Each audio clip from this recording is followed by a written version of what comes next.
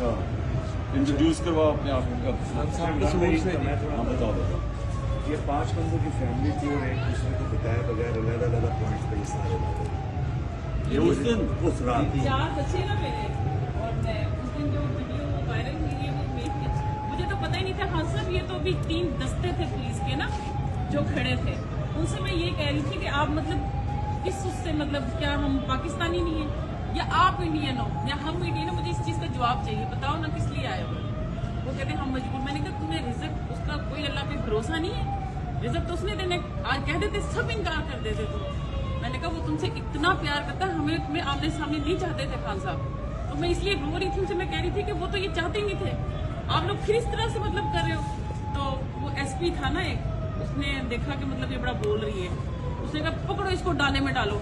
मैंने कहा हाँ डाले में डालो, मुझे सारी गोलियां यहाँ खाकर जाऊंगी, जिंदा नहीं जाऊंगी। तुमने क्या समझाया? वो कहता है उसने मुझे गाली दी ना एसपी ने। हाँ जी। पता वो कौन था? अब मुझे ये अगर पता होता मैं उसके घर वो जाती। खान साहब मैं- मॉल रोड पे था, वो एसपी मॉल रोड पूछने वाली थी। आपने खान साहब की वीडियो देखी होगी, उनसे पुलिस वालों से जो फाइट कर रही थी ना, वो बदला पूरा ले लिया। मैं नहीं छोड़ती होती बदनामी। मैंने उसी वक्त मैंने कहा जो मुझे गाली दी है वो तेरी माँ तेरी बहन बगैरत के बच्चे। देखकर ये तो बड़ा बोल रही है इसको, तो फिर मुझे इधर सोटी मारी है सीधा दर्द जोर से। मैंने कहा सोटी से क्या होता है, गोली मारो ना, मारो गोली इधर। तुम्हारी ऐसी की तैसी तुम्हारी, आए हो तुम लेने के लिए खान को, हाथ तो लगाकर देखो, पहले हमें मारो ना फिर उधर पहुंचना तुम, तुम्हारी जुर्रत तुम्हारी।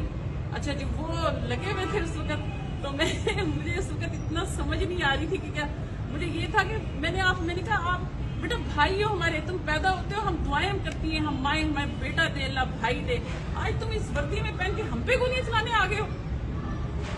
क्या हम इंडियन है? बिल्कुल ठीक है। अच्छा तो